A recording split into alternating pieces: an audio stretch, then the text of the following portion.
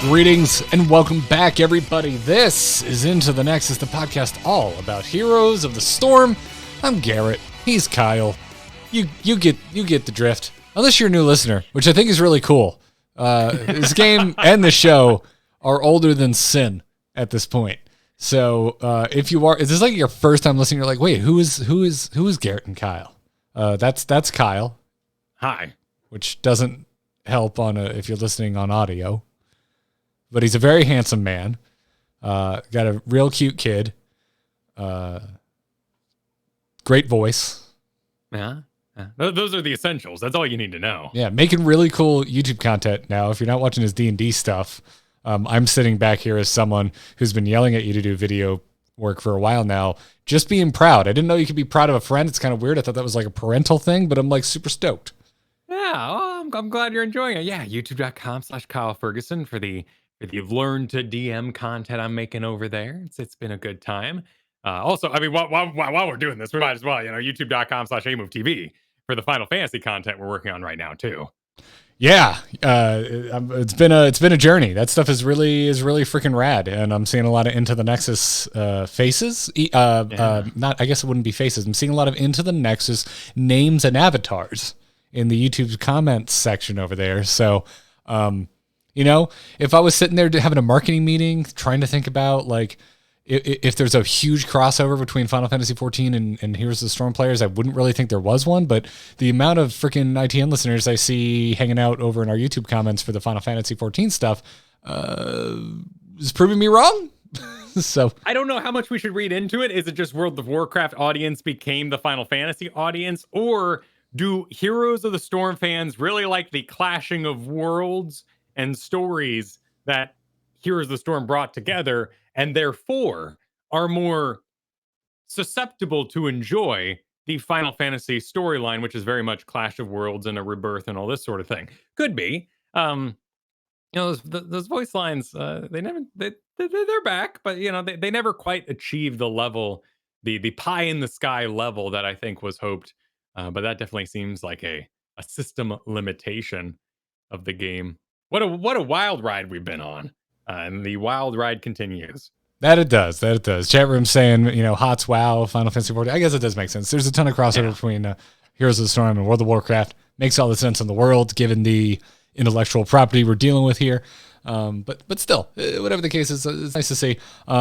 Clearly, it's not because you like us, because I am unlikable. So it's got to be some kind of marketing buzzwords like synergy. And we need to be careful on this episode today, because my head is so full of marketing buzzword madness, like extended reality and NFTs. Like, the video game sphere is so laden with buzz right now. I could fart off for an hour. You want to talk about meta, Kyle? You want to talk about living your world in a Facebook-driven VR hellscape? I'm wowed and shocked that there are quotations around a phrase as "play for fun" when it comes to video games, as though we need to quantify those people into their own cubby. Play for what? Isn't that the point? That was my understanding. Okay, go figure. Yeah. Go figure. Anyway, how's the old chestnut Heroes of the Storm doing for you? What would it be, a hexagonal shaped chestnut? Yeah, there's some stuff going on right now. Last night I went 2-6, 2-7, and 6 of those were all together. So it was a rough go. Ooh. I'm trying to make. Ooh, that's a lot. Was it front loaded or back loaded, or was it 1-6-1? There was a sandwich. So you had the worst kind of double stuffed Oreo, where the stuffing was the bad shit. All the red meat and the middle was uncooked, and it was the worst part. But there's also like really big onions, and it just wasn't. It wasn't a good time. I was gonna go with the outside were really thin, like McDonald's burgers, and the thick inside was just white bread. Oh, a reverse burger. Yeah. No. We're okay. We're okay in that department. I'm trying to main Sylvanas and Mephisto, and they're just not early picks. I need to be more tactical in my drafting. The games I did win were Nazebo and Thrall, like really just kind of soliders, and I draft and I looked at the map and I, was paying attention. I wasn't just going, I would play X and hitting the button. I've seen a lot of very mean-spirited Thrall memes lately, so I feel like you need to sell the world on Thrall. Wait, who's doing this? I know. I saw one last week that was something. It was just a picture of Thrall. It was in a Heroes of the Storm Facebook group, and it had a shit ton of likes. And I think it was just a picture of his face, and it just says "does nothing and dies." What? He is the premier giant killer master #1. I was up against a Diablo and Deathwing last night, and I wrecked. However, if you wanted to lane clear, that is not his place, and it was Tomb of the Spider Queen, so I was like in my own lane, and it didn't really matter because Deathwing wasn't out racing me, so I just beat him up, and it was a last pick draft kind of situation. So drafting, it's important. Who knew? The really awful thing about the chain of losses, plus the rank decay I talked about last week, because I just kind of let it go throughout the holidays, and so I was right on the edge of plat. I'm plat 2 now. However, I registered this week for Nexus Gaming Series. So registration for that ends Friday. Anybody who needs to know, like, get that in. I'll talk about that in a moment. I'm plat 2, but I had to use my previous season's rank to register for NGS. So last night I had to insert myself there as Masters 790 something. And now I have to fight. I'm gonna have to fight opponents while I'm gonna get in there with plat 2. I'm gonna be like Division A. It's gonna suck. It's gonna be awful. I wish I had this rank now so I could have some easier opponents in Nexus Gaming Series. But my side comment about Nexus Gaming Series, like it's human driven. It is an impassioned workforce of volunteers that make that tournament run, and they have to verify a lot by hand. But it also means, like, here at the end of the season, where my team's finally kind of getting together and filling out the paperwork, it's clogged over there and things are running really slow. So I'm hoping we can get in, like there's 2 days left, but there's like paperwork has to be approved in the meantime. So it's getting to the wire. You have to get that shit notarized? Yeah, it's kind of that. And I do not blame them. And I really appreciate those who expedited my request, because I did ask for a favor. Nice. Well, that's good. That's good. Drafting. Let me know. Remind me what that's like, Kyle, because I've just been quick matching Illidan, and I've been having so much fun not winning games. Is that true? Are you speaking truthfully? Did you have fun? I did have fun. Yes, it's like I won a few, but I'm definitely on the bottom end of 50% for sure. Well, Illidan is he's very weird. He's scratching such an itch for me right now, man. It's like if I see that Heroes logo, I'm just like, I just want Illidan. I just want to yell about 10,000 years. He's fun. I've just been playing Mephisto and Sylvanas, so I'm probably like, just for like rank and winning, I'm probably gonna head back towards Cassia here, because she's still really solid. CCL has shown that she's fine. She lost some power. I'll have to relearn my 1v1s, but I can get over it. You and I played a game of Rhaegar Illidan earlier that went pretty well. Oh, dude, that was a blast. And you were even like getting weird and taking lightning shield talents, which are useless. But it was still a really good time. Yeah, I thought like full lightning shield would be good. Turns out it does some stuff that is like counter to what your brain assumes, like Stormcaller, calling storms, the storm damages. Like your brain just sees increased radius of 25%. Sweet. Quest. Each time lightning shield, and your brain just turns off. And it's like, done. Each time lightning shield damages things are going to get better. That's not the case. Each time lightning shield damages an enemy hero, permanently increase Rhaegar's health by 2 and mana by 1, stacking to 300 times. That's not what I want. I want the lightning shield damage to go up. Oh, okay. Like the whole reason I put spinny balls of lightning on somebody isn't so I can build a bigger house back home. I want to see destruction incarnate out in front of me. You don't want your mana to be dependent on you and or other people making sure they're in range of hitting heroes only with a lightning shield? I'm fine. The bake-in of lightning shield gives me mana return. So increasing my mana pool isn't really doing anything for me in this case, because I'm more actively paying attention to who's connected with a lightning shield anyway. Now, as it goes, it gets okay. Like electric charge at 4 heals 20% of the damage dealt to enemy heroes, doubled if the bearer is Rhaegar. But again, like in this sort of spec, there's very little reason why Battle Rhaegar would say, "I will be the one with the lightning shield." No, you're gonna go lightning shield because you want to give it to someone else.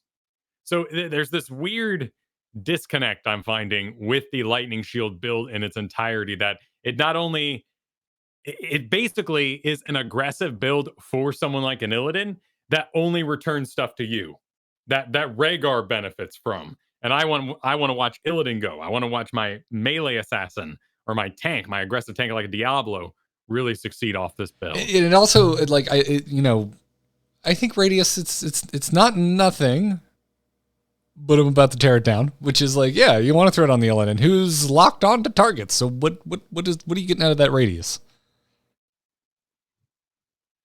Yeah. Yeah. At 5 seconds, too. It's a really, it felt really good at 16 when that Rising Storm talent hit, duration increased by 3 seconds. That was huge. And I would love to see that move, maybe just like level 1. Like, if I'm going to be casting Lightning Shields, just give it to me. The rest of it, each time Lightning Shield damages an enemy hero, increase the damage by 10% up to 15 times. Solid. Great. But the duration at 5 seconds was painfully short in the early game when we have a totem that's lasting how long now? Increased health, area, and duration by 50% of 8 seconds. So, yeah, totem impacting the battlefield at a 12-second duration or 5 seconds of lightning shield, becoming 8 at 16. I'm sorry. There's a tractor that keeps going right by my recording room. So I'm right in the mute button a little more than usual today. I'm going to go with the totem, Kyle. I'm going to go with the totem on that. I would say you're in the right. Plus Wellspring, then shooting free healing versus the shield. There's a lot that's lacking here, and what I'm basically saying, my request to the devs here is don't prop this up. What we've created is an environment where Rhaegar wants to shield himself, which is solid for like solo queue quick match, but we're also in a world where like Battle Johanna's in your face. It's a very weird meta right now. I think Johanna would win in the 1v1 versus Rhaegar right now. Same level, going at each other. Is that right? That's a different conversation, perhaps. But Rhaegar is not able to trade 1v1 as well as some other heroes right now. Rhaegar's power comes from this totem and this impact on the battlefield, plus the ability to slightly trade. It's made a very, as any time sphere that you enter when a patch has been out for a while, and this is the long Christmas meta. I expect we're going to be here till February easy. Things are a little figured out. The bans are Johanna, Rhaegar, usually like Stukov, Brightwing, and Dahaka. And whatever gets through is the early pick. But because of the power of those 5 picks and, at least one getting through, and if there's no mistakes, there might be 2 or even 3, it means all the other early pick heroes are extremely weak and counterable. So we have this uncounterable top end, and everything else has very heavy counters, and it's made drafting very very difficult. What am I missing about Asmodan? Because he's the third most banned hero on this patch. A lot of that is that split push dedication that you see in Gold League and Silver. Okay. I would definitely sort by some rank there because. Wait, so is he like reaching like Kael'thas level status of like lower league importance? Yeah, his huge health pool in the low leagues makes his worth it extremely worth it because you're going to rain demons. Basically, you can rain demons on a core. You're going to go fort, keep, and just keep dying. And about 5 deaths in, you'll be on core, and you can knock that core down to 60% or even 40%. Solo Asmodan sneaking that. And then your next one does it. Because not only do the demons rain down, on top they surround, so the splash isn't working. Then they explode when they die. So you're going to run through core health. And 2 runs at the core with the size of your health pool, meaning you're going to last long enough to complete a laser and actually do some damage. It's just it's hard to counter in the low leagues. So you stop complaining about people not following your call and just make your own calls. Yeah, I'm certainly learning that being in Plat right now. Whew, those are some really skilled players in Plat. I do have to give it to them. When they're winning, they know how to play. But they also seem to come from an environment of World of Warcraft where the assassins do not watch their own health pools. And they just assume everyone's doing their thing. And the tank assumes everyone's watching them. And the support is like trying to macro because the off lane doesn't exist or didn't get drafted. So they're trying to like cover all the macro jobs while both the tank and the assassin are doing what they think is right. It's not even hurting cats. It's whack-a-mole. That sounds about right. That sounds about right. Two pop up at the same time. You have to choose which one's more important. Hey, Kyle, you're starting to see how I ended up playing a lot of solo lane. Yeah, I can see it. I can definitely see it. I mean, if I just go back to, I'll get out of there. It was just really fun. I really, really wanted to just be an amazing Mephisto. He's just such a fun kid. But it's weird. It's a weird back and forth, of course. This is just me complaining at this point, by the way. But the Maiden will be like, "Bad Mephisto," and you're like, "Well, if you hit your studs, they'll stand still, and then I do damage. So, like, what do you want me to do?" It's all cyclical, and everything flows into each other. It's not just the spaghetti code; it's the spaghetti strat. What is Into the Nexus if not your Heroes of the Storm bartender that you can complain to? Absolutely. Sometimes I'm the bartender. Sometimes you are. Sometimes the audience is the bartender. We all take turns on this. Exactly. You got the towel over your shoulder. You're always polishing that one glass. Don't know why the rest of the glasses are super spotty, but it's like, oh yeah, that's terrible. Yeah, they really should have drafted off lane. That would have been nice, wouldn't it? I'm really looking forward to NGS. I think that's going to be a lot of fun. I'm looking forward to doing some coordinated business, some research on the enemy sides, banning and all that sort of stuff. It's a good time. Your usual team, or you got a roster mix up? The only thing we're doing with the roster is just adding more people to make sure, we have subs should we need them. So it's the same old roster plus a few others, but I don't want to say their names in case they don't go through because again, we're stuck in kind of paperwork at the moment. So I'm hoping we can get everyone on the roster. We'll have this big roster to confuse our enemies and alert our friends. And we can pull off nights in the week that'll make sense. I know that feeling, man. I almost just sold my car and bought a different one, and I didn't want to talk about it publicly, and I'm glad I didn't because one of those online car buyers just decided to ghost me. Not gonna specify which of them, but there's only two I know of, and only one has a car vending machine. Anyway, right? The internet's a real place, You can't vocalize things until they're set in stone. Yeah. Can't do it. You're cursing yourself. Well, tell you who I'm not cursing, Kyle, are our wonderful patrons that are supporting us over at patreon.com/ITN. If you listen to the show week in, week out, I mean, heck, it would be better business if I said, if you listen to the show once, and maybe you smirked for half a second, we'd really appreciate it if you went over to patreon.com/ITN and considered chipping in $1 or $2. It's we've got some levels set up there. There are suggestions. A lot of folks don't know this. You can set whatever level you want on Patreon. You can set your own level, $1, $2. You can do, as we've had in the past, we've had $6.9 out of 10 people have done. That's not a level. People sometimes just sign up as a fun joke. And we appreciate it because it's actually quite generous. The average is $1, and we're super thankful for that. And there's enough of you that it really makes an impact and helps us pay some bills and not put time into other things so we can actually spend time on the show. So thank you for the support, everybody. And if you go over to patreon.com/ITN and sign up, you'll get access to our Discord. And also you can sign up to come join us for our monthly game nights. These are perks. I think the Patreon is just a way to pay for a show that's free if you want to. But we've got some perks for you if you want to check it out.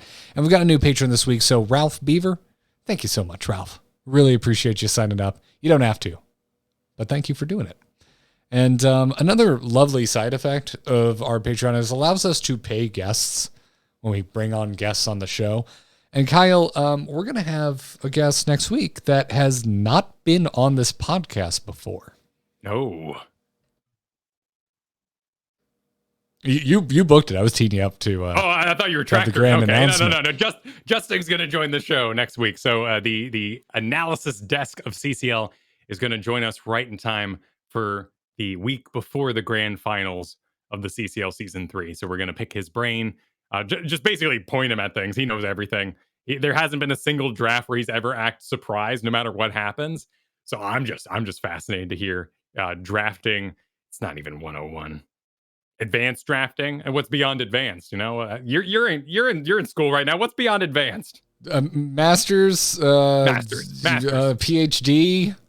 I mean, they don't really name any classes like that. It's a lot of. I'll tell you, as someone getting my master's, a lot of it is theory of insert dry topic here. Theory of tournament drafting next week with Justin. There you go. I would say Justin though is at a PhD level, so I don't know. I'm not getting a PhD. Yet.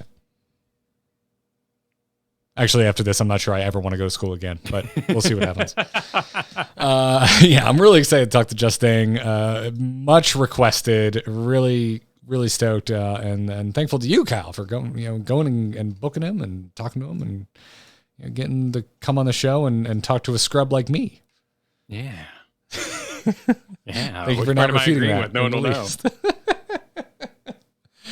Yeah, and so that means CCL round of 4 is also this weekend. As we march towards the end, some people might be really excited about the big game right now, Kyle, but there's only one big game we're excited about. What big game? The Superb Owl. Oh, it's happening again. Okay. Kyle, it happens every year. I know, but I always think it's Thanksgiving, so I just assume it's done. It's later now because it's usually first week of February. I was born on the Super Bowl. Oh, yeah. Was it on? You used to, yeah. I mean, I think so because the Giants won, and my dad loves the Giants, so I wouldn't be surprised if the Super Bowl was enjoyed on that day. But yeah. I don't know why I felt like sharing that, but here you are. I don't know anything about the sports ball. I'm really, really happy. My brother-in-law got an Xbox, and he's a really cool guy, but we have nothing to talk about. So I'm just thrilled to pieces right now. Because we're actually, I'm giving him a list, and he's like, "Oh yeah, I watched the Witcher show." And I'm like, "Witcher, yes, play the Witcher, do it, go play Witcher 3." And he's like looking up his Game Pass on his phone. I'm like, "Oh my god, I have nothing to say to you. I'm so happy." It's great, wonderful. Although he might just start playing Madden. He already did download that. That's fine. That's fine. As long as it's in the periphery, we're gonna have things to talk about. It's gonna be great. so that's my experience with the sports ball. I love going to live games. The energy is really fun, but I haven't done that since college with the Florida State Seminoles. Yeah, same. Except I went and saw a Gator game, which is funny because I wasn't a UF student then, but I am now. And anyways, go Gators. So it's only one day though, right? What day does the Super Bowl fall on? I have no idea this year, man. I haven't looked it up. It's more Katie's thing. She's the football fan in the house. I like the snacks. Anyway, round of 4 is 2 days, so it doesn't matter. You're going to be able to watch some heroes this weekend, depending. And I would definitely check it out. We've got some great teams. Spoiler alert, because round of 5, round of 6, all that really happened really fast this last weekend. But 30K versus Storm Esports, and then Simplicity versus Wildheart Esports. And the really fun thing about this tournament at the moment is that Storm Esports went from the round of 7 up to the round of 4, just almost all 3-0s, just dominating their way up. They missed a game. They didn't have enough players to play at playtime, so they straight up took a loss, and it put them behind the whole season. So they're like underdogs with the skills of the top dogs. And so they climb their way back up into the round of 4, and now they're fighting 30K, who hasn't played a game since December. So it's one of those sort of weird brackets where 3/4 of the teams battling haven't played in a solid month. And then the other team just went on a huge gauntlet and destroyed it. So it's going to be a really cool story. A lot of them have been trying out new things, but they don't get the practice time because, frankly, all the teams that lost are out and they don't want to scrim. So there are untested theories about this patch that we'll see in action this weekend. I feel bad because I feel required to root for 30K.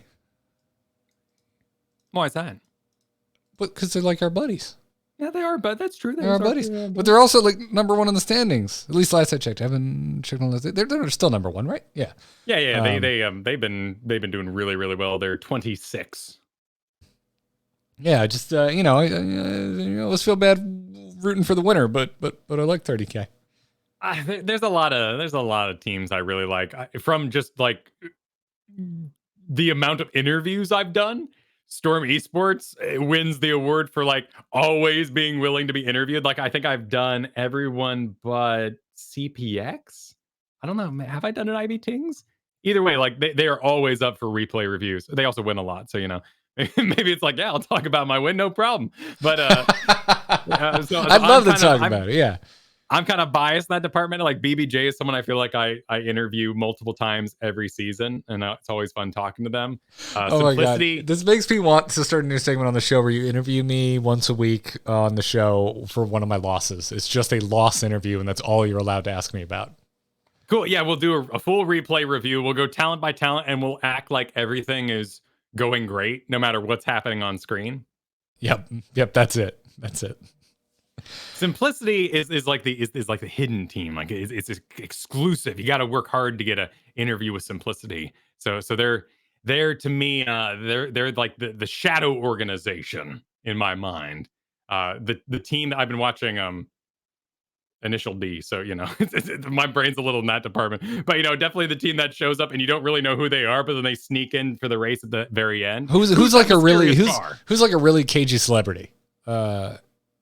Like Harrison Ford, he doesn't really love the interviews. He's just angry. About it. So but he would keep his personal life quiet. I respect that. And then you said Storm Esports are they're just always willing to throw down for an interview. Yeah, Storm Esports, the ones who really like to play. We can rank this in terms of Spider-Mans. Spider-Mans? Yeah. So your Tobey Maguire would be your really angry team to be interviewed. They hate being interviewed, which honestly, I can't really think of a team that's been like angry about it. So maybe there's no Tobey Maguire. All right, now I need to know if you're talking about, are you just saying because he was the emo Spider-Man, or does Tobey Maguire not like to be interviewed and I just don't know this about Tobey Maguire? No, Tobey Maguire has like a history of being extremely flighty. Like in a fight or flight and sometimes fight sort of style with the paparazzi. Oh, I didn't know any of this. Oh yeah, he's very much like a get out of the way of my car. This car is gonna go, kind of thing. Like okay. He wants to go. He does not want to be trapped by. Whereas Hiddleston kind of has like this, like, well, life's life. Whatever happens, like y'all are blocking my car, but such is life. Anyway, not a good analogy because they're very angry about it. There's not an angry team. Anyway, we've lost the thread. I'm excited about a lot of these teams. Wildheart Esports has a different personality this season. In the past, they were known as the really, really wacky draft team. Funnily enough, Justin was part of Wildheart Esports, our guest for next week, and he was sort of the conductor, the ringmaster of the wacky drafts, and the drafts have gotten quite a bit less wacky since he left. So that personality has ebbed a bit. But it's looking like a really, really solid round of 4. And I'm excited about it. Then next weekend will be grand finals. Great timing, grabbing Just Sting. Yeah. Good job, man. It's going to be good. Good chat next week. Going to be good chat. Moving on out of the realm of esports into what is going on over at the cagier than ever Heroes of the Storm team. We're losing a producer that is relatively new to the team. Yeah, this is so their full name is Tammy Sigmund, and they joined about 11 months ago, senior game producer on the Classics team, including Here's the Storm, StarCraft 2, and Warcraft 3 Remastered. About 8 months ago, they were really pushing to get people on the team, in particular, a senior software engineer to, quote unquote, improve stability of StarCraft Remastered, StarCraft 2, Warcraft 3, and Here's the Storm. Well, now they're off to a secret project at Blizzard. So again, restructuring, pulling people away from Classics, and it doesn't necessarily look like they're going to be immediately replaced. Yeah, and it's I don't know. It's so difficult these days to even know from the outside looking in what this means, what kind of impact it's going to have, because the team is radio silent, doesn't really talk to us, the community as a whole, that is. And yeah, I remember I don't remember how the hell we all found out, but Tammy was a relatively newer addition to the team. And because they're really no one from the Heroes team anyway is being particularly vocal anywhere. Tammy is pretty active on Twitter, so I was keeping up with her exploits over there. Not that she really ever talked about Heroes of the Storm or anything like that. And I want to say early on when she came onto the team and joined Blizzard, she even put out a tweet. It was like, hey, thanks for all the new follows, everybody. Don't expect me to be talking about like what I'm working on. So if that's why you're following me, get out of here. But she's a great Twitter follow nonetheless. Just a really like fun, positive person on Twitter, which is exceedingly rare these days. Kyle, I don't know if you spend much time on social media. I have found myself happier because I don't. Though I've muted aggressively, so my feed's pretty fun now. I've actually over the holiday I installed TikTok, so that's kind of where I go. TikTok's great. I just wish it wasn't sound on all the time, because I usually do my social media checking first thing in the morning while I'm kind of tired and I don't want loud noises shot at my face. Yeah, no, and there's a lot of people like doing the pointing at the sound on thing, and I'm like, please subtitles. I just want to know the joke. And then if you've tantalized me with your joke, I might sneak on some sound here. But social media, I see words go by, I see names, and my brain has been desensitized to it. But when I see TikTok, I see like human beings, and I'm like, oh my god, there's so many of us. And you scroll, and it's always a different human being, and it's just on and on and on. And there's so many people on this planet. Anyway, while we're talking about it, like let me fart off here because I follow a guy on in Canada, I think. And he just makes videos of him making like cozy meals and watching old movies. And it's just fabulous. I like the car content. I like seeing fast cars and cars that were once fast blow their engines up. Those are fun. Old time hockey. He does like this. Hello, buddy. Oh, welcome. Sit down. We're going to play some old N64 and make hot chocolate. And I'm like, oh, hell yeah, I'm here for this. Just so it's like cozy ASMR? Yeah. It's literally like cabin ASMR. Nice. Like you're camping, but then you play N64 at the end of it. It's fabulous. I like that. Anyway, back to Tammy here. Interesting. Moving over to a secret project. Now, I'm going to speak well outside my understanding for a hot moment. Isn't that what the show is? Mostly. Whenever we talk about the development of video games. I feel like I'm on the right path about Rhaegar, so at least I have that going for me. But when it comes to like corporate business and, business strategy and all that sort of thing, I am, of course, well outside my league. But secret project, all these companies are asking us to trust that we want to buy digital resources and NFTs and stuff like that going forward. Like, do we really have to be secret anymore? I feel like just by playing your game, I'm investing in your company at this point. I'm investing my valuable time. Let's not be so secretive anymore. A little more open in all departments. Are you saying you just want to know what all the secret projects are? Yeah. Just tell me them all so that if you're making a bunch of non-computer games, I can just move on. Like, it's fine. I mean, you can move on anyway. It's like I do, but I'd love to be excited for Tammy. I'd love for Heroes energy and production values to spread across. I just don't know what's going on. And yet I'm being asked to invest constantly in companies where I don't know what they're up to. I get that's what like stockholders, do with it. Like they know the excitement, and I'm not financially involved, but I'm time financially involved. I've got commitment, and I'd like to know what's going on. I'm just gonna say EKA in the chat room says that's why they do it, so you don't move on, which is certainly part of it. I think there's a lot of truth behind not wanting to announce things too soon. Although in recent years with Blizzard, it feels like you might as well so you can take control of the messaging, because you make your ex-employees so freaking pissed off that they leak all the shit to Schreier anyway. So like, you might as well announce what you're working on so that when you do cancel the StarCraft shooter I would have killed for, you can control the messaging instead of me reading a scathing Schreier article and getting furious. Yeah, it's a wild thing. The whole video game sphere in general, I feel like it's just moved a mile a minute isn't even enough. We went from loot boxes to battle passes now to NFTs, and it's madness. Has any game of prevalence actually executed on a goddamn thing when it comes to NFTs? Because all I've seen is a bunch of studios announcing that they're going to do it.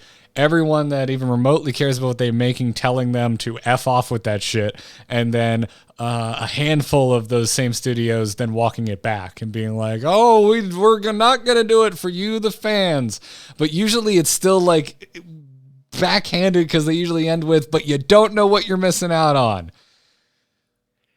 The biggest one that I've certainly researched is Square Enix's president coming forward over the holidays and saying, like, this is the future. Buzz, buzz, buzzwords. Players play for fun or in their own box. We want to do players who contribute. We want to support players who play games in order to sell digital assets in the form of blockchains. And it's madness, right? Like it works in a what we would call a dystopian future sometimes, but it also works in like a Roblox future, like Ready Player One showed us. Like if we all played nothing but Roblox and they announced NFTs, yeah, we could do it. We could do it today, and I could transform my wins into my new super suit so I can dance in the game with better accuracy.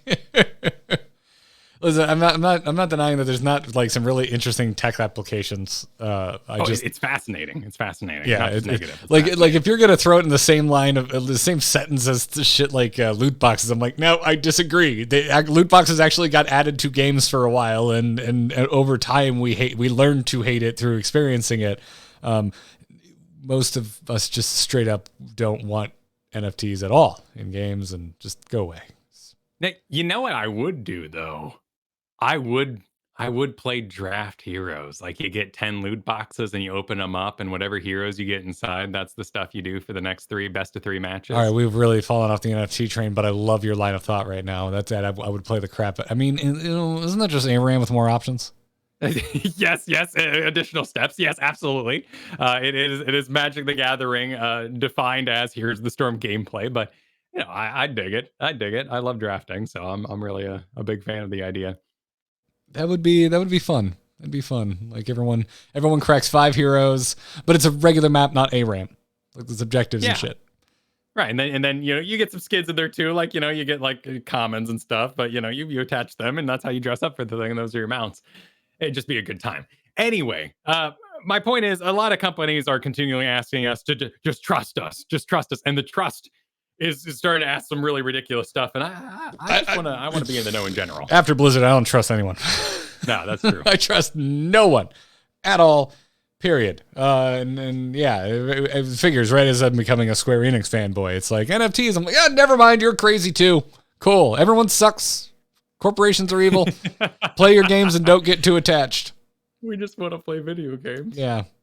Support the employees. Support the creatives actually building this shit, and hold the leaders accountable, please. It's so messy. Like one thing they brought up in that Square Enix post was that modders would be able to make money using NFTs, and we saw something like Deadly Boss Mods struggle to continue to make their product because they couldn't make enough money to maintain what became an essential product for that game. That's really interesting. And that's one of those applications of NFTs where you're like, oh, okay, so people could own parts of the game, and they take a cut when you sell your product inside the game. And we build an ecosystem, and you buy dough, the flour, the farmer gets the flour made, and you buy in the bread, and like that, that's how society works. If you make a product inside a game, and you put a blockchain on it, you can now make some money off the game. Like, okay, cool. Everyone's getting their cut. That's just how.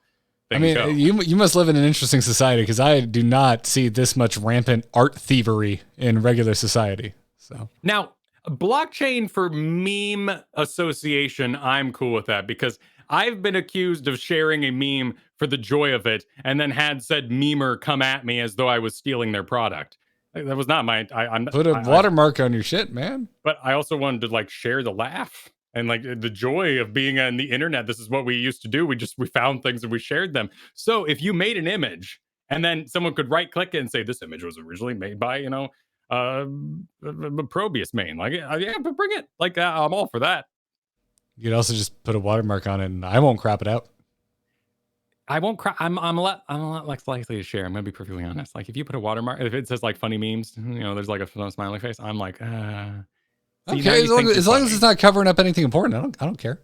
I care big. I don't know. Half the time you make memes with shit from stock websites you didn't pay for, so it's got the stock watermark on it already. It's like, what's one more watermark for you, Kyle? That's true, and it still bothers me there. So personal preference. It's like laugh tracks. Like everything in life, Kyle has very high standards for his memes. I do. I love Lord of the Rings memes, and that's all it takes. Anyway, it's a fascinating future. I want to know more. That's ultimately my point. I've got a lot of thoughts about video games right now, and I just want to know more. I've experienced a lifetime of things that seemed like they were fun and innocent, and ended up being money grubbing scams in games over time. And this is the first time ever where it seems like a money grubbing scam from the get go. So please excuse my extreme skepticism. But also, I understand like the pie in the sky. It's an awesome idea. An awesome idea. You couldn't be trusted with loot boxes. I don't think you can be trusted with NFTs. No. We have 3 currencies, and I have too much of all of them. Let me go. Yeah, I don't know. Call me an old man on my front porch, but for the longest time, people made good games, and then you bought them because they were good, and that's how money was made, making games. And I think that's a pretty good system. Yeah, there was also like mods that became games, and people got hired off them, so there was an exchange. I totally understand. Like in the corporate structure, you need room for moving up, and you can't always just hire somebody because they wrote a useful bit of code. Like you can't just take in the code that the person wrote and bring on that person, because now you've got these commitments and this hiring practice. Like corporate's messy. The future of video gaming, at least computer gaming, and its organic structure has very much felt like the Steam library independent developers, which is why I'm still excited about some of those offshoot projects from Blizzard proper, but that still is yet to bear fruit. They can be secret all you want, but in this invested environment where I'm on your battle net, let's just lower the secrecy a little bit. I don't know how we got here from the Classics team lost a producer, but yeah, to tie a bow on it, I no longer have any clue what the size of the team is that works on Heroes of the Storm. I feel like it's 2 people left that are, if they even still listen to the show, just spend their time going, shut up, Garrett, Kyle. You don't know what you're talking about. Possibly, probably shared amongst teams, probably very busy, wishing they could do X and Y. Like, I realize we're poking the bear that isn't allowed to talk back. Like that's some serious bullying. I apologize if you're listening. I really apologize. I know you can't talk. I'm sorry. Poking the bear? What was bullying?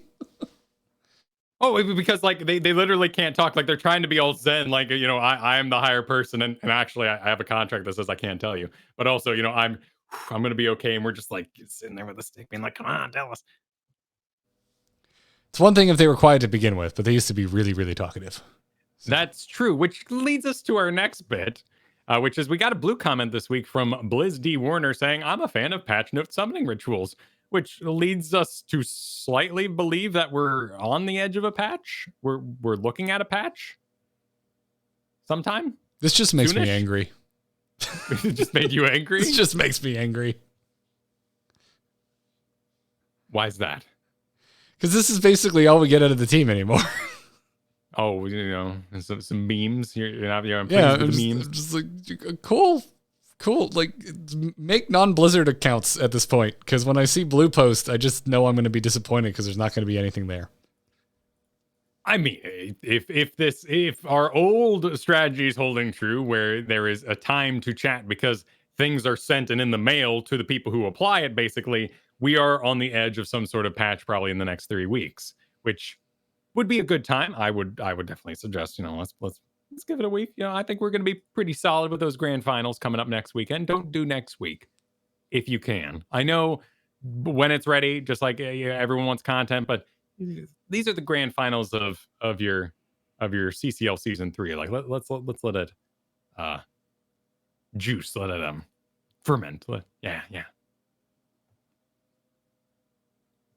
I'd be down. Yeah, I don't know, man. Like for anything, like get in and just start talking about playing the game. Anything but these very far and spread out teases at things that may eventually come. We're seeing. So ultimately, I think a lot of that comes down to, and it's a bad word in these parts of Heroes of the Storm, because I think it's been used very aggressively in the past. Spaghetti. Ooh, spaghetti? The spaghetti code. Which is not like what I thought spaghetti code meant was like it was a pile of noodles that was all like wrapped around each other. But no, it's more like a switchboard operator code. Like every time you pull a plug and move it to another part, you've now disconnected another part, and this part is actually tied to this part. So in order to move over this chain, you actually have to unplug the other thing to move the whole thing. Like think of that's what people say when they say spaghetti code. They don't mean like a big pile of messy noodles. All the noodles are by themselves. They're just all connected. I usually when I say I do think of like a messy pile, but it's not meant. It doesn't come from a place of intentionally being mean. It just comes from a place of admitted ignorance. Like I don't know how this shit works. It means that when they updated the game, ARAM couldn't function anymore because those assets were tied to this assets. In a game that might be not spaghetti, I don't want to say like better structured, but not spaghetti, we'll say, you could update each independently freely without affecting the other. And that's why we don't have old ARAMs like, Escape from Braxis, for instance. So we know that this game is very difficult to update and requires a lot of testing in order to get an update out. But we're seeing games like Wild Rift, Pokemon Unite move swiftly and sometimes just put out really, really tiny patches. And I would love to see that. I know that's against what the game is possible of, given that spaghetti nature. But it would be a thrill a moment to log into this game and be like, "Hey, Junkrat's damage went down by 10." I'd be like, "All right." I'd be very down for that. Yeah, again, it's like we don't know how possible that even is. Which seems very impossible. On top of the trend of it seeming like they really want to save things up and have a big splash. At this point, though, I'm like, if that's it, if it is possible, and we're just saving up for the purposes of a splash, I'm like, nah, screw that. Like, let's just add things as you get them. But again, it's like, who knows how true or how possible those are what we're fighting with right now. Now, Clags in the chat says it refers to you can't pull a noodle without moving the rest of the noodles, which I say that's why you stir it when you put it in the pot. If you just pour it in the pot, it's going to come out as one clump. You messed up. Kyle, messed up big. You're going from from a turn of phrase to legitimate cooking tips.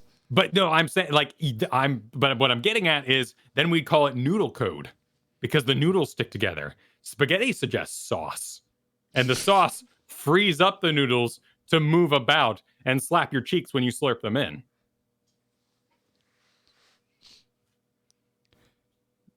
This has got to be a top 10 Kyle analogy.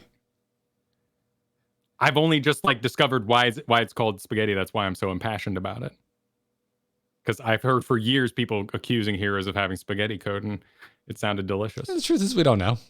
We don't know. No one from the Heroes team is going to sit us down and explain to us exactly the intricate ins and outs of why certain things are easy and other things are difficult. Someday the Heroes Tell-All book will come out. Hey, Browder, you don't work for Blizzard anymore. Do it. He's where is Browder? He's at Dreamhaven now. Oh, he's with Mike Morheim. Yeah. Yeah, he's over there. Okay. Strategy games. Please, come on. They've got to have one. You got Browder and you've got Morheim funding things. Just need an RTS. The online chess community is exploding. It is expanding at an absolutely ridiculous rate. And I blame the lack of good strategy games. I'd like to shift into this Reddit post that you got excited about, which was we're only going to touch on a few parts here, but it's a lengthy post about how to improve Storm League. And this was from Reddit user Elite Sparkle on the Heroes of the Storm subreddit. You had some thoughts on rank decay, and it turns out so does Elite Sparkle here.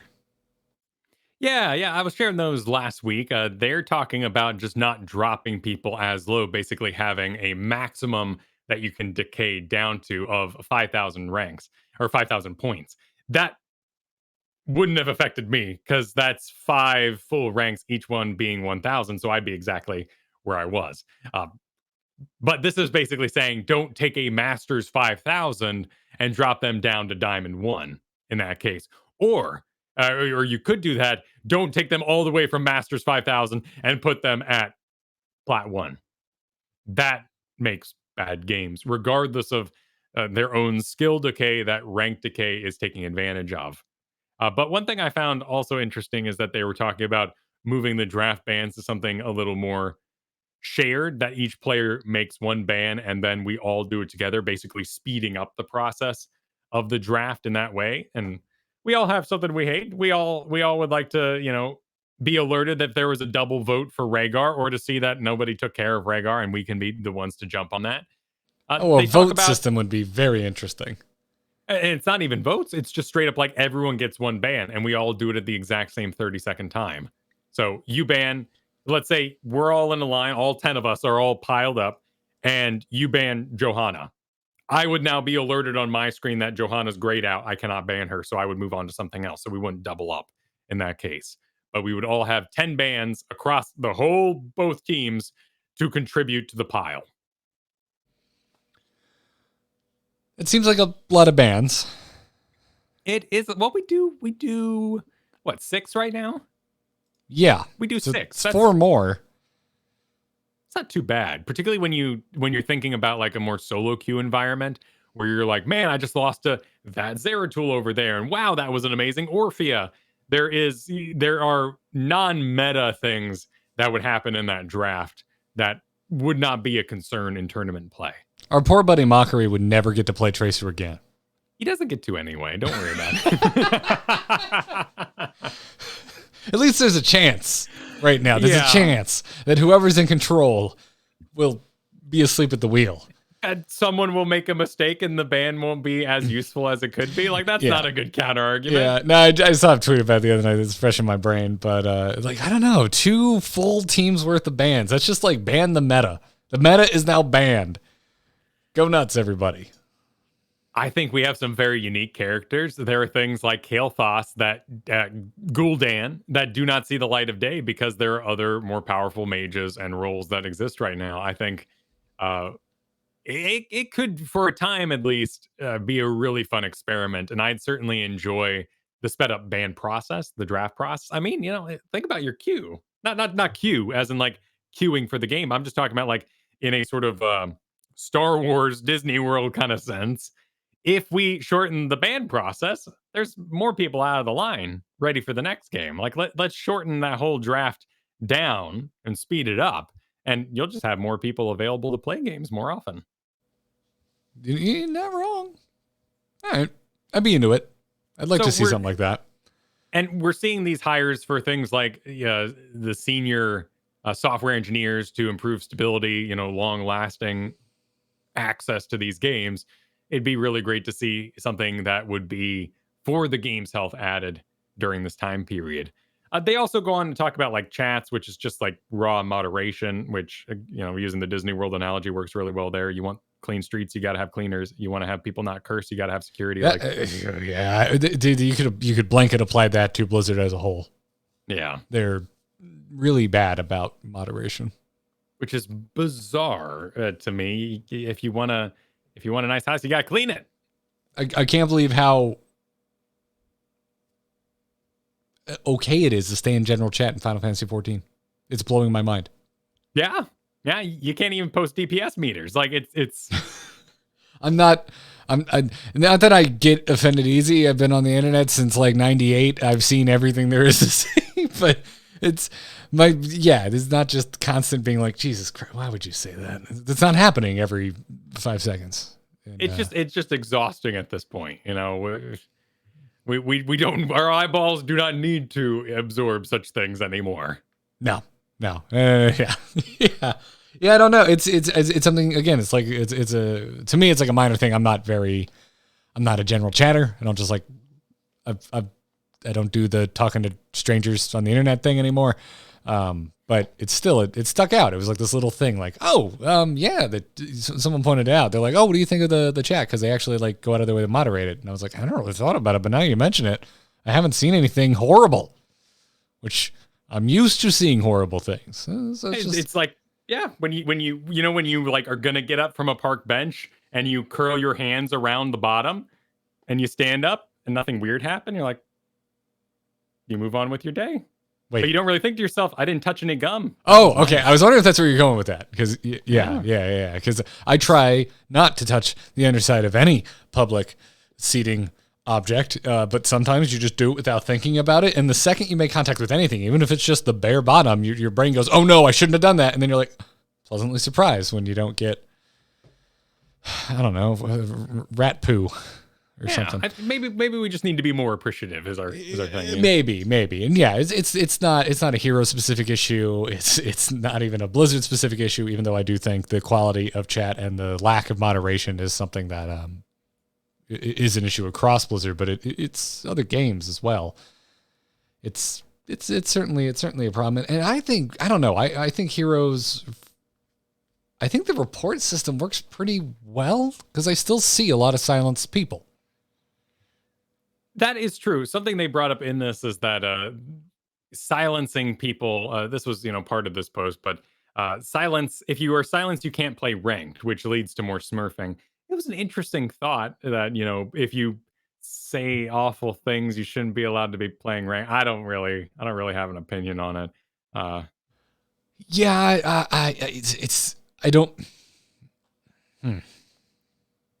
don't think I have an opinion on it either now that I think about it. Because, like, I get it. It's like, what are you saying? Like, yeah, quick match. That's where the trash belongs. Like, I don't think that's what they're saying. But I don't know. I think it was just, there was a time where it made sense in my head, and I can't really articulate why. But it no longer really makes sense. Well, the idea, I guess, on an innocent level, what you would say is you're silenced for saying bad things. You can't be in an environment where you have to communicate because you're being a detriment to the other players when you can't talk. So you're not allowed to play in ranked because communication is vital. But do we agree that communication is vital? I guess is the other question. Well, not so much anymore because we're all very silent in there because, it's a long-standing tradition. We lots of us know how to play and don't communicate, just play for the joy of it. But at the same time, I would say there you're slapping down the symptom and not the problem, because what you need to do is communicate that talking like that got you silenced in the first place is not something we want in our community, and you should change that habit rather than saying you now have this punishment, but please just continue playing our video game. Just let them play whatever. Just keep them quiet. Just build an environment where we don't encourage others. In fact, there was a article today from it was one of the recent live developer letters. This is from Final Fantasy again, excuse me. But Yoshi P was saying that the reason they ban and go after their chat so aggressively is that when, in his own words, paraphrasing, when you leave a broken down car in New York, it's an excuse for other cars that are broken down to stay by that, and you build a pile of trash. So I agree. You literally can't let one broken down car stay in your game. So the fact that we even have a silence feature means we have broken down cars sitting everywhere, and more people are encouraged to be broken down. Oh, I wasn't thinking about that. I was thinking about just not doing anything about it, which is, I feel like World of Warcraft's strategy. That's true. But that's fair-ish. I don't know. I think silencing is fine. Yeah, I think silencing with like a ramp up of get the hell out of here. Because we all have bad days. There's certainly some language I think it goes far beyond what's acceptable on a bad day. But yeah, more moderation, please. Yeah, I think we're asking. What prompted this for me is we're seeing a move towards that stability and long-lasting systems that'll serve this community very, very well. And I'm all for that. And in fact, I'm looking at NGS, which isn't going to be dependent on Blizzard really at all. NGS, CCL, like these sort of things don't need Blizzard's systems and participation in order to be a ranking good time. Ranking good time? Rocking good time. Rocking good time. Ranking. Rank too. They come at it. Yeah. Yes. Obviously, we need them there. The things that are broken need to be fixed, and the current trajectory of the game with like balance patches that inject intrigue and new puzzles to be solved, I think is still very much an important part of the game. But you know my thoughts when it comes to esports. I don't trust Blizzard anymore. Let's get that shit out of Blizzard. I trust our community to handle that kind of stuff. So that's my thoughts there. It's good stuff. Good post. We got a link in the chat room, or you can just go to the Heroes subreddit and look up how to improve Storm League design by Elite Sparkle. It's a great post. Well thought out. Quite long. We only touched on a few things here. So anyways, we've got some questions to answer this week, and we're going to get into it and open up our mailbag. Darkness stopped calling. Darkness just texted me. It's not the over, it's a hero brawler! You can send your emails to ituncast@gmail.com. If you're supporting us on Patreon, you can drop us questions in the question channel. I'm going to give another shout out for like off-topic questions because I had a lot of fun for our end of the year episode. So, if you got stuff that's not strictly Heroes related, we'll save them for the end of the show. Drop them in there too. Do it. Anyways, Heroes related stuff starts with De La Soak, who says, let's talk tank traits. And it kind of teases up by saying, hey, look at all these tanks that have like traits that make sense. Now let's look at Arthas.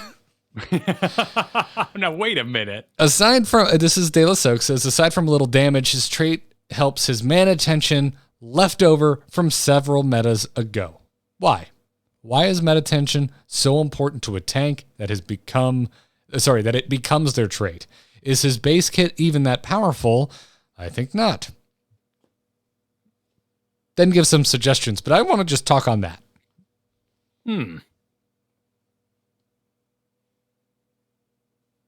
Arthas feels old and moldy. Muradin literally just heals when he's not taking damage. Doesn't have to press a button, doesn't have to land an attack. Arthas is like, I need mana because I'm such a horribly inefficient hero that it feels like it's 2014 up in here. So he has to hit a button and land an attack. I'm wondering if Frostmourne hungers or any sort of Frostmourne related ability is all that important. What you mean? Well, I mean, originally back in the Warcraft 3 days, I believe you just got chaos damage, right? Once you equip Frostmourne. That was your big reward. You were not restoring mana to Arthas. You weren't sucking souls or gathering power of any kind. The sword merely was just a really nice sword. As Thrall's hammer is a nice hammer and that sort of business. Yeah, the sword, corrupted him and, whispered and stuff. But gameplay-wise, the sword gave you pure damage and no abilities. Hadn't really thought about it that way. Now we're in Shadowlands, and Arthas, Here's the Storm was not made with Shadowlands in mind, but still, the sword has like all these other properties, this dread weapon sort of stuff going on. The lore is expanded. It eats souls and like captures maybe the good part of you, or I'm not entirely up on it, but it seems messy. I don't care anymore. That's where I'm at. Well, there we go. But so Frostmourne hungers. What I'm saying is, I don't think it needs to exist as a D button. The mana you restore and the bonus damage you deal is not exciting when compared to a Diablo level 4 talent. Life Leech? Like, Life Leech is rocking. That's a good time. Well, you've also on Arthas. Let's keep it on Arthas here. Rune tap at 7. It's just every third basic attack. Here's a heal. Go. That's all right. Is that what you're suggesting here? The trait is non-activatable and you just get mana back on every X hit? That's what I'm saying. There's an opportunity, there's other things you tie to it, like Frostmourne cooldown reduction slows enemies by 50% for 1.5 seconds. Like, there's some activatables here that get kind of exciting, but I don't think it's an exciting enough ability baseline, nor does it provide a alternative use. Like, Diablo's Fire Stomp is as boring as it comes. It is not a lane clear ability. However, you can take talents that make it more exciting. You use it for sight. You can look through bushes, you can look around walls, you can go through walls. It allows you to set up your charges to things that you might have otherwise not seen. There is no alternative use to Frostmourne Hungers that makes it a macro ability, a sustainability. If you can't auto attack, if you're stuck in a situation where you can't apply that to get your mana back, there's nothing you can do with this. Apocalypse Shovel brings up a good point in the chat room, saying a lot of people play Arthas only for the auto attack resets with Frostmourne Hungers. Oh yeah, so when you activate it, you then get a quicker second auto attack. Correct. For the damage throughput, which is true of a couple heroes as well. I mean that would increase your overall stickiness. Then or take advantage of your stickiness. I think you then get kind of into a power creep scenario where you go, is Arthas really that sticky in today's world? You know, are there that many situations? Who's a stickier tank? May certainly has a lot of control. Yeah. And you've got Varian with taunt, which is probably too extreme of a notion. Johanna in your face, what feels like forever, clogging you up with those condemns and those resets. Taunt is a very short window, though. It's also on a short cooldown. Whereas Arthas is this constant, like, damn it, I just need to get the hell away from this guy, but I'm stuck in the aura, so here I stay. Muradin. Never mind, there's plenty of more sticky tanks. Muradin. Anubarak, literally, Arthas' buddy Anubarak is stickier. Yeah. And if they're not more sticky, they have a chance to disengage safer like May. So May sets up her big combo. She goes in, she misses. She has the survivability to walk out, where Arthas is actually walking out in these scenarios and very, very exposed without any sort of emergency button like May has to really get out of there. The delay on ghouls might be too big in that case. Yep. Either way, I just think that I agree with this, that there are design philosophies on Arthas that are old, in particular in comparison to other heroes. I do think that is more recent rework that gave us the fun Death Coil build, of which we complained about and improved, I will say, is delightful. And I really do enjoy playing Arthas from time to time. I do not see him as a draft viable pick, but there's also very few gray mains in this world. And then Cursed Bullet was getting adjusted to be better, and that made Arthas worse. So it's been a rough road for him. It'd be a great asset to rebalance for use in the competitive environment. And so De La Soak here says, Icebound Fortitude, make that the trait. I agree. Like, just take Frostmourne and put it in the bin. Just be done. Auto attacks, basic auto attacks, restore 5 mana if that's what you want. Encourage stickiness, encourage auto attacks. But I don't think Frostmourne, even though I got one on the wall right here, is a ability-based weapon. It's just a really nice weapon. I don't even think about it when I think about the Arthas raid boss fight from End of Wrath of the Lich King. I think about the file. Yeah. There's a lot of ads in that fight, too. You got Valkyrie, what the hell they call, coming and trying to yank your ass off of the friggin' top of it, and you got Undead resin up during the run to the outer edge phase. And we all know Frostmourne hungers. Why is it only hunger every 10 seconds? It should hunger all the time. All right, fair. I will give you that. And Apocalypse Shovel, you bring up a good point with the auto attack resetting, but we're talking more about thematic bits here and kind of like the kit as a whole. And while that is I think a technical boon to Arthas's trait, it doesn't seem like, I don't know, Arthas is Arthas. I don't really think about him like attacking quickly. It is an extremely powerful tool of those who make use of it. Butcher has one of these.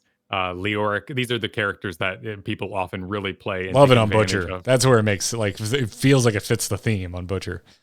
Yeah, and it's actually part of his trait there. There's a couple other like Raynor has one that if you reset his auto attack damage, you're actually getting higher throughput. My problem more with Arthas is, compared to those others, tactically, are you in an advantageous position to do that damage? So Butcher goes in, uses his hamstring, I believe it is, but I'll double check here. Yes, hamstring to get a instant next attack, which is included in the text, but many abilities do not say this, like Leoric.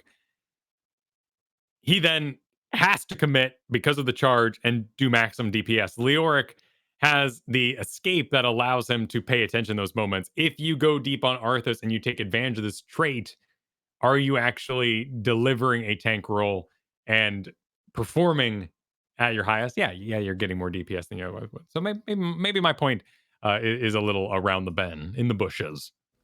It's still a great tool. If I was handed keys to the kingdom, I would redesign him from the ground up. Like, no prisoners. He's a bruiser now. I think that's a neat way to take it.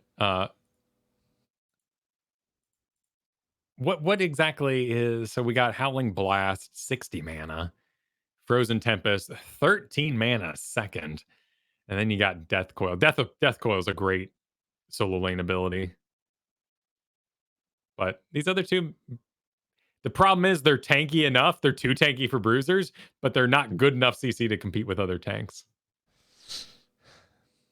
You hit the frosty nail on the head there, Kyle. Also, we have Maiev, who brings CC and setup for teams, and she's an assassin. So it's all pretty messy. Maev's pretty niche, though. So, I don't know. I want more Arthas in my Blizzard IP game. I agree. And I think a great place to start is by reworking these abilities to be more impactful while remove Frostmourne Hungers, all of its talents, and you got a lot of space to play with. Let's get weird. Yeah. All right, moving on. Dad Lawn Ranger wants to know, who do you all follow for HOTS content? The number one person that I click immediately is Cavalier Guest. Every time he's doing a review of the last weekend's games. Granted, Oxygen is spoiler. Oxygen's currently out of the CCL, so he probably won't be analyzing anything. He'll probably be taking a big old break because he's been going pretty hard. But patch notes, anything of that nature, I love watching Cavalier Guests go through it because it's on a level that I simply do not think about. And then I love digesting that down to something at my level where I play. I, especially times like this where I'm just kind of like floating around, hero shopping, messing with random stuff because I want something new. I watch a lot of Fan. I go to his YouTube. Whatever I'm trying to learn, you search it. He's probably got double-digit videos on that one hero. There is an absurd amount of aggression that you can learn by watching Fan. Yes, and that's exactly what I'm looking for. I'm looking for because they're stream highlights. They're not always they're not necessary. They're not inherently educational, but I'm looking at how he controls. That's what I'm looking for. And so I almost always watch a Fan video and walk away with one hyper specific thing where I'm like, I hadn't thought about doing it that way. I recently was watching an older Illidan one of his just to try and see how he manages stutter stepping on Illidan. Because the way he stays connected on Illidan is like artistry. Yeah, he plays at a different level for sure. I remember watching his Samuro play and just being like, wow, I'm so passive. I'm ridiculously passive when I play. It's a great check-in to do. Naturally, I check in on my friends. I check in on Kai Berries and Mockery and anyone I stream and play alongside because I'm just gonna hang out. That's just like hanging out time. But yeah. Big learning. I really like Cavalier Guest and Fan. I agree. The Toichi writes in and says, game design question. I was talking to a former student who plays League. He tried Hero of the Storm's, abs? Abathur? Hot's abs. What's Hot's abs? I don't know. What are Hot's abs? He tried Hot's abs, said healer are really important in Hots. And said. And said healers. I thought it was an Abathur email. He tried Hots and said healers are really important in Hots. League, not so much. Is Hots a better game for having real healers? It certainly makes it a better team game. I think this is a great question. And it basically comes down to, are there archetypes of players that the Holy Trinity, DPS, tank, and healer apply to? Is that worth covering in all games? And do we even have the roles right in that way? It seems so. For every tank, there's 3 assassins. For every healer, there's 3 assassins. Actually, that number seems horribly off when you get into MMOs. It's more like 20 for every tank and healer. But what's a raid? A raid is you got a 40-man raid, you have 2 tanks, right? Like, that's a lot of deeps. And then maybe 5 healers? I actually don't know. I don't either. I didn't get on board until like Karazhan was doing 10 mans and stuff. Yeah, but that was 2 healers, right? 2 tanks, 2 healers. Sometimes 3, depending on the fight. Yeah. Huh. I mean, it doesn't matter. This is more league versus HOTS. I've never thought of this. Not once have I been. It's an interesting question if it's better. I mean, define to me better. Well, to me, it was instantly better coming from Dota, because Dota was basically an environment where you said, yeah, you think you're an assassin, but you're kind of poorly balanced. So why don't you buy all the support items for us? And in that way, I definitely prefer Heroes of the Storm, because it's defined out the gate. Like the second you select the hero, you know where you fit unless you're Karazhan. That was actually the exact hole I was thinking about there. Yeah, but you still fit there. You refuse to, because why would you heal when you can? Karazhan. It's like Twin Blades without the choice. No, they're still making a choice, Kyle. No, but it's a gamble. It's misleading. Like when you get in a game and you see Karazhan go Iron Fist at level 1, you're like, I don't know if they're going to heal or not. I still don't know. And then you see them take more DPS talents, and you're like, I'm not really sure if they're going to heal or not. I still don't know. They get to level 16, they're still doing DPS talents. And you're like, is this guy going to heal us? I don't know what his plans are. Whereas Varian, at least level 4, he makes a very big declaration whether or not he's going to help anybody else. So I would like a clear line in the sand drawn for Karazhan, even to the level of hybrid that Varian gets. Yeah. I do like it from that plant your flag kind of aspect. That always, I found that so weird in Dota. From a spectator aspect, like watching Dota, I love it. I love how many layers there are to it. It's such an infinitely watchable game. From a playing it aspect, I thought it was one of the most unintuitive video games I've ever played in my entire life. And one of those reasons was items. And it was just like, are you the crappiest damage dealer that we ended up with on the team? Congratulations. We're going to shame you into buying healing items. Right. And one that comes immediately to mind is Crystal Maiden, who was basically the Jaina of the group. And she had Arcane Brilliance, as she did in Warcraft 3. You would, across the map, share an aura that gave everyone mana. You had damage abilities otherwise, but you had this one ability that gave everybody mana. So they're like, great. You're the main healer. And you're like, no, I'm a spellcaster who just wants some mana. That's all. And it's nice I share it with you. And they're like, no. You do anything related to anybody else. There was one of my favorite heroes in all of Dota was Venomancer. He was a Viper Hydra snake thing. He actually was a Hydralisk model. It's all I think of when you play him. Yeah. He had slows. He had poisons and slows. But as poisons kind of go, they're over time. They're easily countered with survivability abilities. They really didn't match the DPS of a huge carry. So people said, you're for slowing. Go buy all the healing items. You do normal slowing enough. You don't need items to be good. You're now support. And that was always so disappointing. There was that 1 in 10 games where someone was like, Venomancer's our best range. Down the middle, Venomancer. Go get leveled. Go destroy. And it was so fun, much like Lunara. You hand your ear and you go, ding, hey, I killed them with poison as they ran away. I'm great. And I think the game is vastly better. The chat brings up an interesting, a fourth trinity, quadrunity, that is crowd control, which used to be a very big part of certainly Burning Crusade kind of level things, where you'd bring somebody to limit the amount of things you were going to interact with and to remove things from the fight. That has since gone away in terms of just like steamrolling things over, because it's, I think, more fun. Do we have more fun? The tactics was nice. The speed was slow. What are you talking about?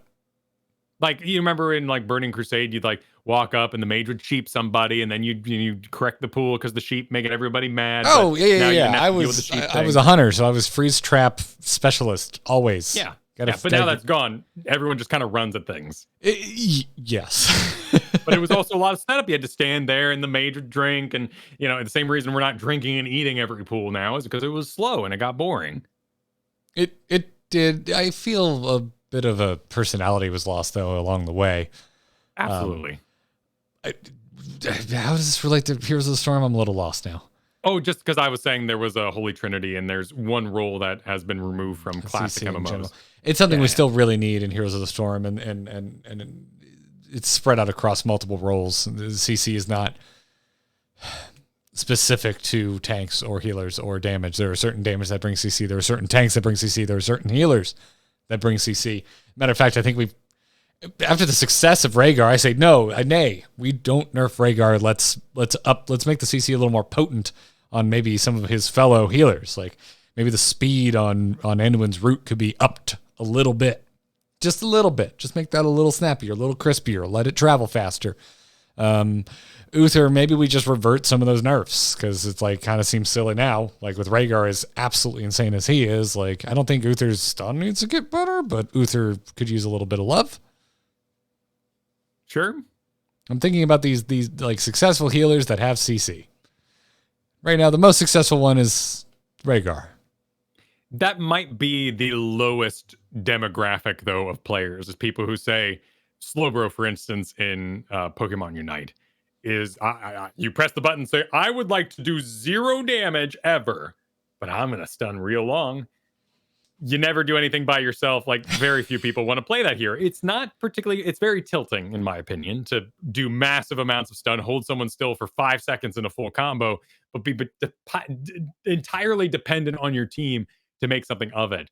So I don't think a pure wizard crowd control class would work very well in a MOBA. That is a great observation, like under the umbrella of talking about the science of fun. It's just like, I am the best stunner in the world, but am I enjoying doing this? Am I enjoying just being a stun machine?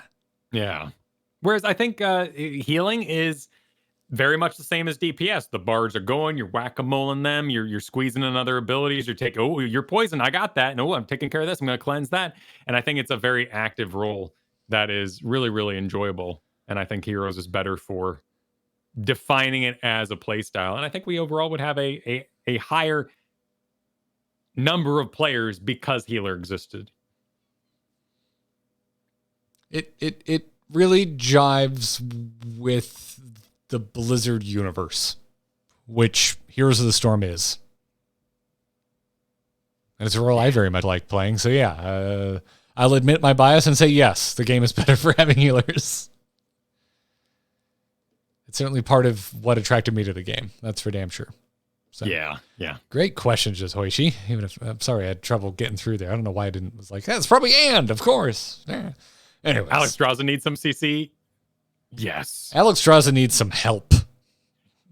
I played with an amazing one yesterday. She really, really worked hard. Her heals were extremely well timed. She knew my Mephisto in and out, so she would circle me where I was gonna come back to. There was no stopping the enemy team from just horrifying and drafting very easily to deal with it. Well, yeah, I don't know. That's up there with all-time heroes I look at and go, why would I want to work that hard? Because you get to be a big dragon, and it's really fair. Cool. Being a big dragon really is very fun. Cool. That is hard to argue with, Kyle.